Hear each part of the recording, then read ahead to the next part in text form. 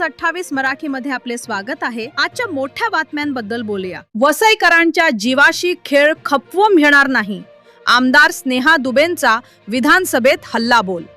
नाले सफाई घोटाळ्याची एसीबी चौकशी होणार। वसई विरारच्या पूरस्थितीवरून विधानसभेत आज प्रचंड खळबळ उडाली। आमदार सौ स्नेहाताई दुबे पंडित यांनी निष्क्रिय अधिकारी आणि नाले सफाईतील कथित भ्रष्टाचारावर घणाघात केला। वसईकरांच्या जीवाशी खेळ करणाऱ्यांना क्षमा नाही असा इशारा त्यांनी दिला। 4 दिवस नाही तर फक्त 4 तासांच्या पावसात वसई तुंबते, रस्ते नद्या बनतात, वाहने वाहून जातात। हे नैसर्गिक नाही, प्रशासनाचं अपयश आहे। महानगरपालिकेला 16 वर्ष झाली तरी एकात्मिक भूमिगत गटार व्यवस्था नाही, storm water drainage master plan नाही, पूर नियंत्रणासाठी मिरी संस्थेचा 12 कोटींचा अहवाल तयार पण अंमलबजावणी शून्य। पाऊस सुरू झाला की माझं मूल शाळेतून सुखरूप येईल का ही भीती प्रत्येक वसईकर आईला सतावते। हे लाजिरवाणं आहे अशा भावनिक शब्दात त्यांनी सरकारला सुनावलं।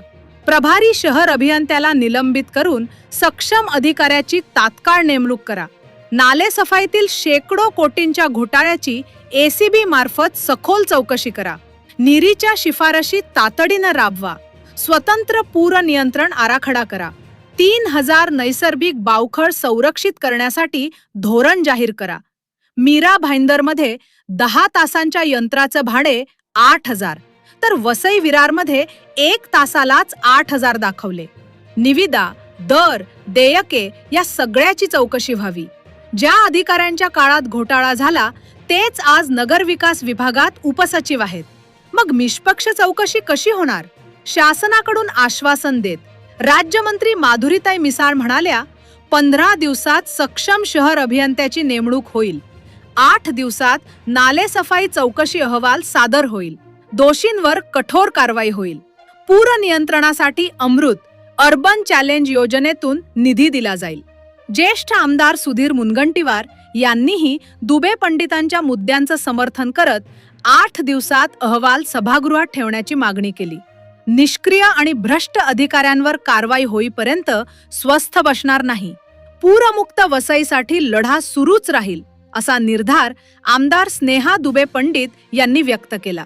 त्यांच्या पाठपुराव्यामुळे वसईकरांच्या प्रश्नाला न्याय मिळण्याची आशा निर्माण झालीय।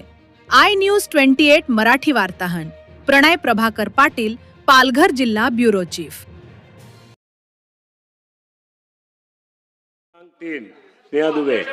लक्षवेधी क्रमांक 3। अध्यक्ष महोदय,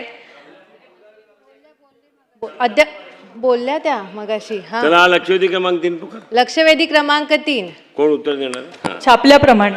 अध्यक्ष महोदय, आता पावसाळा सुरू झालेला आहे, थोडा उशिरा का होईना पाऊस सुरू झालेला आहे। सगळ्यांना थोडा दिलासा मिळालाय की पाऊस सुरू झालाय, पण आम्ही वसई विरार मध्ये राहणाऱ्या नागरिकांना हा पावसाळा म्हणजे एक वरदान नसून एक शाप झालेला आहे की काय असं वाटायला लागलंय। आपण जेव्हा म्हणतो पूर परिस्थिती निर्माण झाली आहे, नैसर्गिक आपत्ती आली आहे, तेव्हा अध्यक्ष महोदय 4-4 दिवस 5-5 दिवस जेव्हा मुसळधार पाऊस पडतो, नद्या तुडुंब भरतात, धरणं तुडुंब भरतात, धरणांचे दरवाजे उघडले जातात आणि तेव्हा पूर जे पाणी शहरामध्ये येतं त्याला पूर परिस्थिती म्हणतात अध्यक्ष महोदय।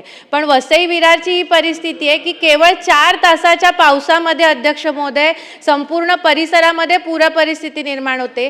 कालची प्रसार माध्यमांवरचे व्हिडिओ सगळ्यांनी पाहिले असतील। वसईच्या नाल्यांमध्ये रस्त्यावरून चालणाऱ्या 2 4-चाकी वाहनं अध्यक्ष महोदय वाहून गेली। इतकी दयनीय अवस्था वसई विरारची झालेली आहे अध्यक्ष महोदय।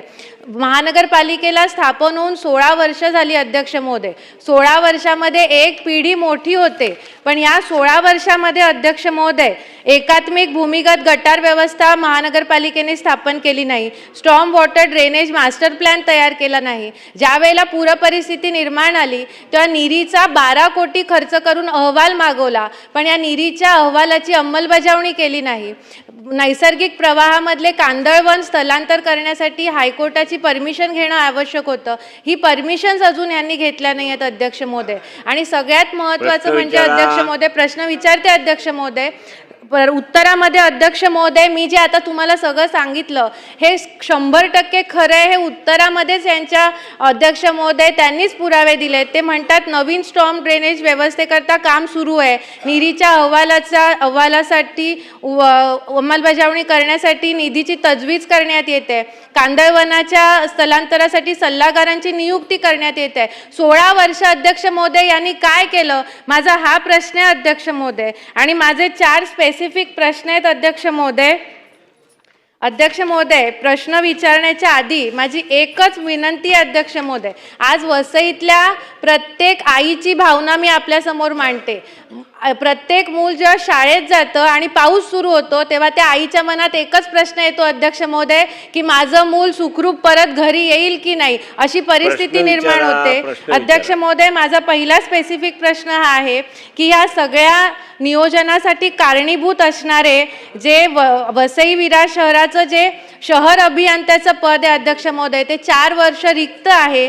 ह्या सगळ्या नियोजनाची दुर्दशा करणाऱ्या, दर्जेदार रस्ते, भूमिगत गटार व्यवस्था आणि निरीची अंमलबजावणी न करणाऱ्या वसई विरार महानगरपालिकेच्या प्रभारी शहर अभियंत्यांना सरकार निलंबन करणार का? आणि त्या जागी तात्काळ सक्षम शहर अभियंता पदावरती तात्काळ सक्षम अधिकाऱ्याची नियुक्ती करणार का? अध्यक्ष महोदय, माझा दुसरा प्रश्न आहे की ह्या पूर परिस्थितीला कारणीभूत असलेल्या नाले सफाईमध्ये शेकडो कोटींचा भ्रष्टाचार झालेला आहे आणि मी पुराव्यांसहित त्याची ACB चौकशी व्हावी ह्याचं पत्र शासनाला दिलेलं आहे. ह्याची चौकशी शासन करणार का? आणि या भ्रष्टाचारामध्ये सामील असलेल्या अधिकाऱ्यांवरती शासन कठोर कारवाई करणार का? माझा तिसरा प्रश्न आहे अध्यक्ष महोदय की निरीच्या उपाययोजनांची अंमलबजावणी करण्यासाठी शासन महानगरपालिकेकडनं पाठपुरावा करून घेणार का? त्यासाठी काय पावलं उचलणार? आणि पूर परिस्थिती, नैसर्गिक होल्डिंग पॉन्ड आमची बावखळं आहेत अध्यक्ष महोदय. ही वसईमधली 3000 बावखळं वाचवण्यासाठी, संरक्षण करण्यासाठी शासन काय धोरण बनवणार? हे माझे 4 स्पेसिफिक प्रश्न आहेत अध्यक्ष महोदय. अध्यक्ष महोदय, त्यांनी जो शहर अभियंता त्यांचा जो प्रभारी आहे तर निश्चितपणे तिथे जर प्रभारी असेल जर हा शहर अभियंता तर तिथे आपण एक चांगला सक्षम अधिकारी लगेचच्या काळामध्ये आपण नेमणूक करू अध्यक्ष महोदय. नालेसफाईच्या बाबतीमध्ये अध्यक्ष महोदय जे सदस्यांनी मांडलं, खरं तर म्हणजे उत्तरात मला दिलं 100% नालेसफाई, पण कुठेही 100% नालेसफाई होत नसते अध्यक्ष महोदय. आणि जवळजवळ वसई विरारच्या ह्याच्यामध्ये 191 किलोमीटरचे नाले आहेत.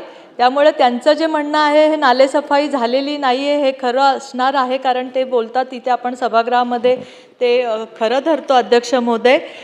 त्यामुळे त्या नालेसफाईचा एक 8 दिवसामध्ये आपण त्याचा चौकशीचा अहवाल मागवू अध्यक्ष महोदय. आणि जर त्याच्यामध्ये खूप काही अनियमितता असेल तर निश्चितपणे त्याच्यामध्ये कारवाई केली जाईल अध्यक्ष महोदय. त्याचप्रमाणे अध्यक्ष महोदय, ही जी परिस्थिती आहे, कारण वसई विरार असं पूर्ण बशीसारखं खोलगट भाग आहे, तिथे खरं तर आधीच्या ह्याच्यामध्ये सुद्धा ज्यावेळेस निरीनी एक अहवाल सादर केला होता होल्डिंग पॉड करण्यासाठी वगैरे, पण अध्यक्ष महोदय त्यावेळेस निधीची तरतूद झाली नसल्यामुळे ते काम होऊ शकलं नाही अध्यक्ष महोदय. पण आपण आता जे त्याचा जो भौगोलिक भाग आहे म्हणजे महानगरपालिका क्षेत्राअंतर्गत तिथे 7 शहरी भागामध्ये आपण STP केंद्र उभारण्याचं आहे. त्याच्यामधलं 30 MLDचं तर आपण उभारलेलं आहे, 103 MLDचं काम चालू आहे आणि 2 प्रकल्पाच्या निविदा आपण नगरोत्थान आणि अमृतकडनं आपण ह्या वसईला आपण बराचसा फंड आत्ता दिलेला आहे अध्यक्ष महोदय. पण तरीसुद्धा ही सर्व परिस्थिती जी वसईची आहे जशी सदस्यांनी मांडली अध्यक्ष महोदय, तर त्याचा एक आपण निर्देश दिलेले आहेत की पूर्ण वसईचा त्यांनी त्याच्यामध्ये अध्यक्ष महोदय दिलेलं आहे की ह्या जी हायकोर्टची परमिशन किंवा कन्सल्टंट वगैरे याची गरज नाही अध्यक्ष महोदय. त्यांनी पूरनियंत्रण आराखडा, कारण त्यांच्याकडे आधीच सगळं नाले किती आहेत काय अशी त्याच्याकडे अहवाल आहे, त्यांनी तो पूर्ण आराखडा तयार करून जर शासनामध्ये त्यांना सबमिट करण्याचे आपण निर्देश दिलेले आहेत अध्यक्ष महोदय. आणि आपण त्यांना ह्या सगळ्या आराखड्यासाठी अर्बन चॅलेंजमध्ये असेल किंवा अमृतमध्ये असेल किंवा मित्रातर्फे आपण निधीची त्यांना तरतूद करून देऊ शकतो अध्यक्ष महोदय. तर त्या पद्धतीचे निर्देश दिलेले आहेत, कारण ही पुराची परिस्थिती दरवर्षी वसई शहरामध्ये येते आणि पूर्णपणे त्याचा आराखडा तयार करून जर कामं नाही केली तर हीच परिस्थिती कायम राहील. त्यामुळे त्यांनी तो आराखडा लवकरात लवकर तयार करून दिला तर शासन त्याला तरतूद दिला. अध्यक्ष महोदय, शेवटचा प्रश्न विचार. अध्यक्ष महोदय, या उत्तरामध्ये महानगरपालिकेकडून जे उत्तर आलेलं आहे मंत्री महोदयांना ते सपशेल खोटं उत्तर आहे अध्यक्ष महोदय. यामध्ये त्यांनी लिहिलेलं आहे की रस्त्याची उंची वाढवणे, गेट बसवणे इत्यादी कामं महानगरपालिकेच्या निधीमधून केलेली आहेत. मला एक तरी गेट यांनी अध्यक्ष महोदय दाखवावा किंवा त्याचा फोटो तरी दाखवावा. इतकी खोटी उत्तरं देऊन मंत्री महोदयांची जर दिशाभूल करत असतील अध्यक्ष महोदय हे, आणि दरवर्षी पूर परिस्थिती निर्माण होते अध्यक्ष महोदय. कप बशी सारखी सिच्युएशन आहे. हे उत्तर तर ह्यांना खूप सोयीस्कर झाले अध्यक्ष महोदय.